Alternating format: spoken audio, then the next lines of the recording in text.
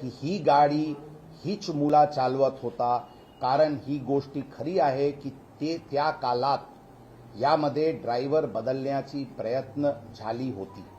ही बाबी आमची चौकशीमध्ये समोर आलेली आहे.